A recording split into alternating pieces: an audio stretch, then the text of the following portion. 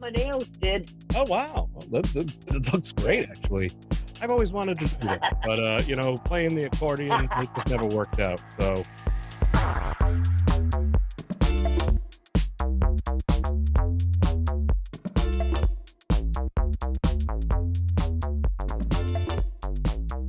hey, welcome into Carpooling with Ben, folks.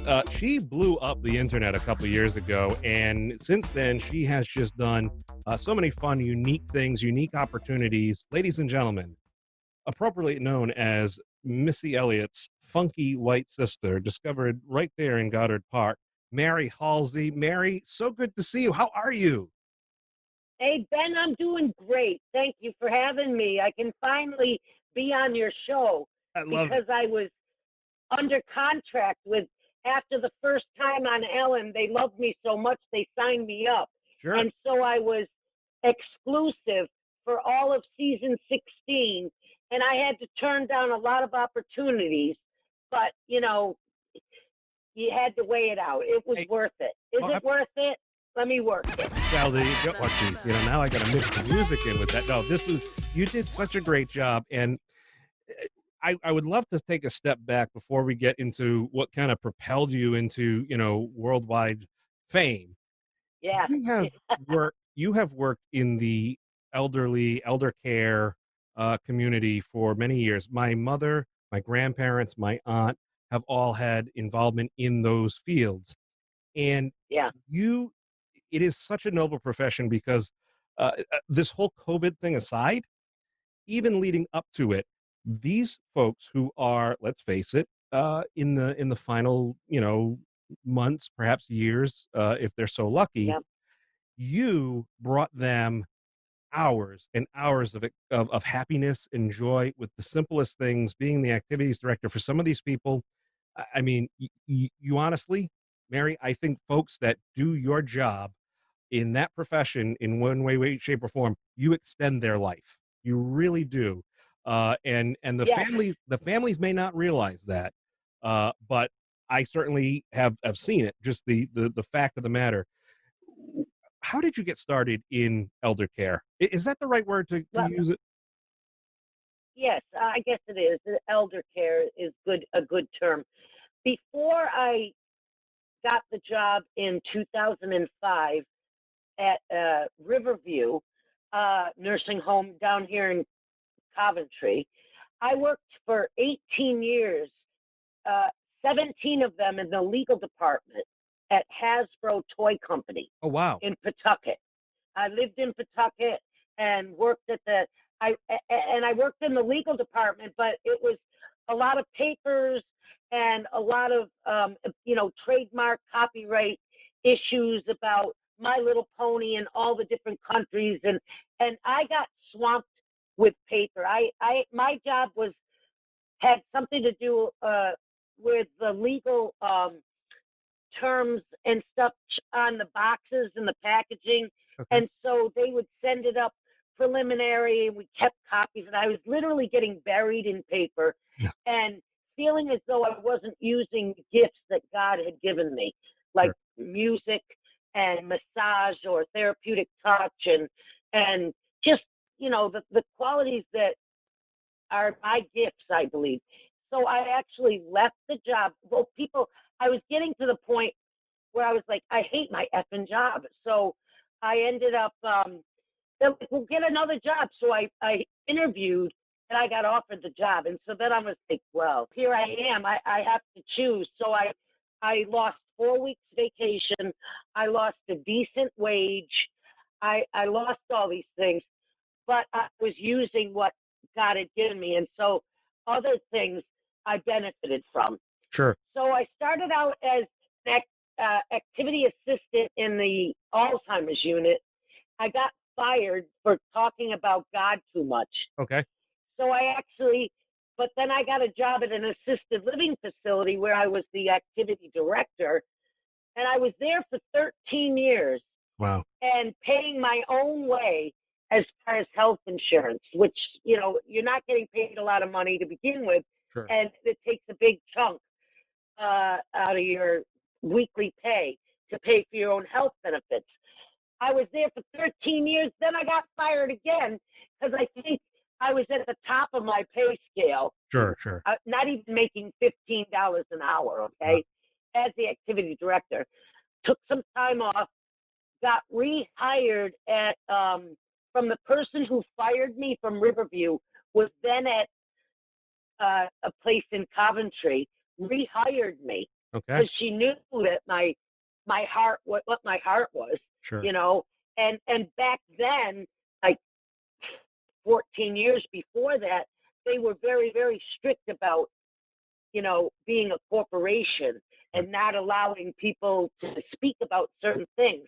Well, in 14 years, things had changed slightly. So you were able to talk about things and not worry about, you know, it affecting your employment. Mary, you've done all these years of incredible service. So I think what is lost in all of this is the fact that you started working at Hasbro at the age of what, 7 years old.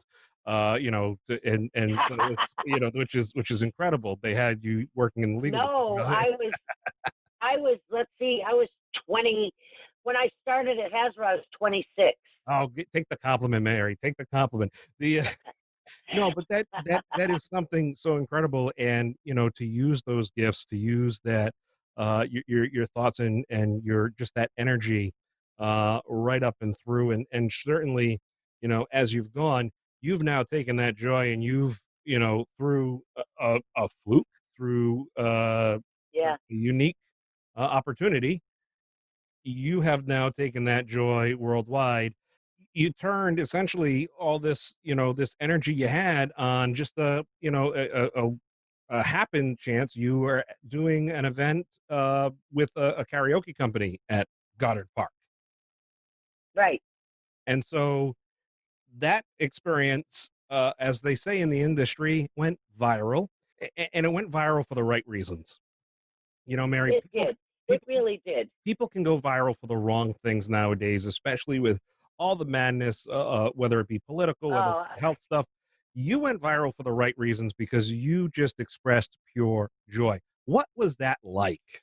the whole thing, I mean, it happened 2 years ago, almost exactly to today. Um, I put it up on Facebook. Mhm. We had just gotten a cell phone, and Pam took the video of me, so it's my actual video, and and she videotaped me singing, and all these people crossed in front. It was just the way it was. There was no choreography of this. We didn't plan any of this. So I put it on Facebook on July 29th, which was the very same Sunday, 2018, that the event occurred at 5:05 p.m. And I kept following my little Facebook story and putting things out like, oh, I got 1,000 views. Oh, 10,000 views. Because I had said, fun times at Goddard Park, please share. I want to go viral. Warning, explicit lyrics. Sure.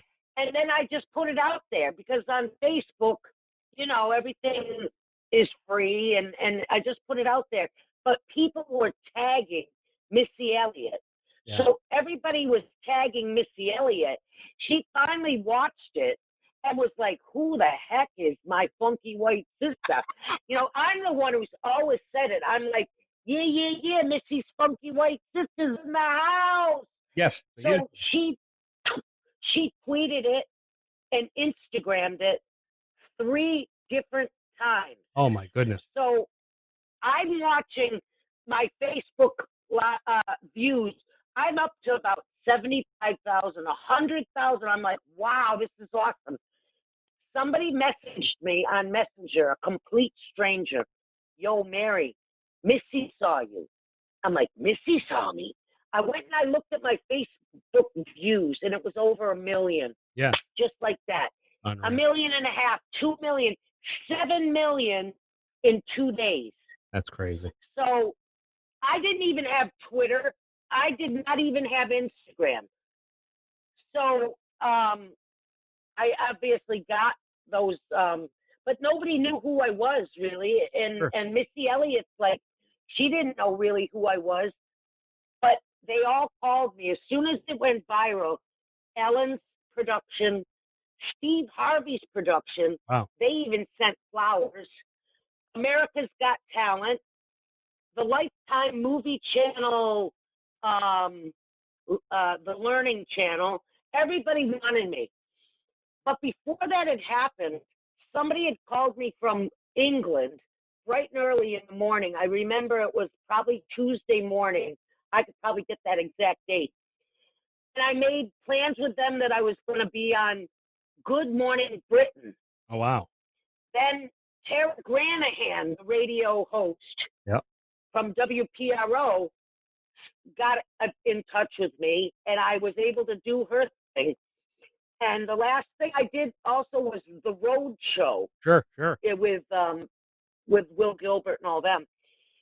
But then I got the phone call from Ellen's people, and they're like, you know, because I had said years and years ago, someday you're going to see me on Ellen and say you knew me when. Yeah. So I knew I would pick Ellen. But I couldn't say anything because they were on hiatus. Everybody was on vacation. Sure. So people are like, I can't believe Ellen hasn't called you yet. And I'm like, I know. I've got my fingers crossed. You never know. Maybe she'll send a limo to pick me up. I had to, like, be dumb about it. Sure. Yeah. But I did get to do those 3 interviews. So everybody, I guess, I missed a lot of stuff. I guess I was on Entertainment Tonight and all these different shows, and you know, everybody was talking about it. I just kept going to work, and you know, everything kept the same for me. So then I flew out, me and Pam, my friend Donna, and another friend Jan. We flew out, got a limo, got a beautiful hotel, taken to the show. That was on 9/11. We taped on 9/12, and we were flying home the day 9/13 that they were airing the show. Wow. We were already on our way home. So I actually have a DVR that was taping it. That's how I had my first show of it, was on the DVR. Wow. And this is what I love about your story, Mary, is it wasn't planned, it wasn't staged. This was pure joy and happiness. And you know, when I saw it and I started learning more about you, I said, those lucky residents, those folks, all the years that you've done that, have been so blessed to have interaction with you because the joy is pure, the energy is real. When you do work with the various companies you've worked with and working with the older folks, what does that mean to you? What does that do for you inside? And how do you look at that type of work? There, but by the grace of God go I, is how I feel. That could be me in that home or that assisted living, or, you know, and I would want somebody to try to make my time more enjoyable. If I have to be, a lot of people come to nursing homes and they're so angry because they've been moved out of their home. They've had their home sold. They've had all their stuff already distributed, and they're given a half of a room, or you know what I mean, and they have very little. So I'll go in and I'll play a song on my harmonica, or I'll ask them, can I pray with you, and just, you know, speak a blessing with them. And I've heard from people after, like, somebody's mother was in there, and I heard on Facebook the lady contacted me and thanked me so much for taking the time. Her mother couldn't believe that I had come in and played the harmonica for her and had prayed for her. And so she was really touched. So to me, it's the little things. It's really the little things that matter, and being dependable, and showing up. And it's gotten more and more difficult with this, what they've done. I really feel terrible for our elderly being really basically locked in, not allowed to see their loved ones, not allowed that touch, you know. It's and most of them are at the end of their lives, and it's just, I mean, it's a travesty as far as I'm concerned. Then we lived through the norovirus earlier in like November of last year, and we had the flu and things going on where they had to say, okay, you can't go from this side of the unit to that side of the unit because we don't want it traveling. Then it got over. It's I don't know, and I'm not going to criticize, but No, I and don't know. well, and I think that's been the tough thing, not just with the elderly community, but all across the board is the fear of the unknown, and how long will this last? And obviously, we're seeing so many people dealing with the mental health aspects of it, the stresses of it. Oh, From it's just really affecting everything, far and wide. You know, at some point we can get back to normal. We can get back to keeping, spreading that joy and everything. With what you do now, you are still online. People can still follow you and find you. You're yep, on Cameo, which is a great way if you want to yeah, send a greeting to a loved one or a friend. They simply have to go on Cameo. They can submit the information. They just look for you. It's a great way to send somebody a unique gift or a it greeting is. this season. That's one of the things everybody's saying. Oh, it's a hard time going out. You know, possibly for finding unique things. Why not get a greeting? Mm, That's something really cool, and have the interaction there. You still get to spread the joy and the love there, and so I just mhm. find all of that really, your heart, your attitude, your joy. Um, it is probably the worst time I could use this word, but it is infectious, Mary. You make people smile That's just by awesome. you make people smile, you make people happy, and look, that's what it's all about. Is just taking, being selfless and giving, a little bit of joy, and who cares what other people think? Just make somebody smile. Yeah. Here's my hope, Ben, Yeah, that just as quickly as a video can shoot around the world many times, as quickly as that can happen, I have a feeling that my feeling of God is perfect love right, that loves perfectly. That perfect love could make within every single creation, which is everyone, that the awareness could be just like that, sure, just like that. We could all get it. That love wins, sure, and love is light, is going to defeat the darkness. So when people start to feel really dark, we kind of touched on the fact that people are suffering the mental illness. People that are used to having a procedure and a daily routine, and it's been all messed up. There's nobody's talking about how many people are committing suicide and how many terrible things are happening. But the point is that if you can focus on the light, you don't see the shadow. If you're looking at the light, you can't see the shadows behind you. But the minute you turn around and focus on that shadow, that's all you see. yeah, And yea, though we walk in the valley of the shadow of death, sure, shadow is not what's real. right, And darkness is an absence of light. sure. So whatever light enters, which you are light, I am light, we enter in a room where there's perhaps darkness, and our light will cause that darkness to dispel. That's I believe that. That's my belief. And you know what? So That's the I whole think, reason why I bought the unicorn, Mary. That's the whole reason I bought the yeah, unicorn. Let's make somebody laugh. Let's have some fun. I think it's awesome, Ben. I appreciate you taking the time. Where can people go to find you? They find you on Facebook, and they can, like I said, go on Cameo. Right. I'm on Facebook as Mary Halsey. I have a public page, Mary Halsey Funky White Sista. I'm on Twitter, Mary Halsey. Instagram, Mary.Halsey.5. Okay. I'm even on Parlay now. Oh wow. Somewhere. I think I'm at Funky White Sister. Mary at Funky White Sister on Parlay. Mary, you need to call MasterCard. You need to get a sponsorship from MasterCard because you're like MasterCard. Everywhere you want to be, you can find her. We'll link all that stuff right in the comments. Mary, thank you so much. I wish you happiness and health the rest of the summer, and good luck as we move Thanks, through Ben. to the fall time. Folks, follow her. You will laugh. You will burn calories. You will laugh. You will have a good time following Mary Halsey.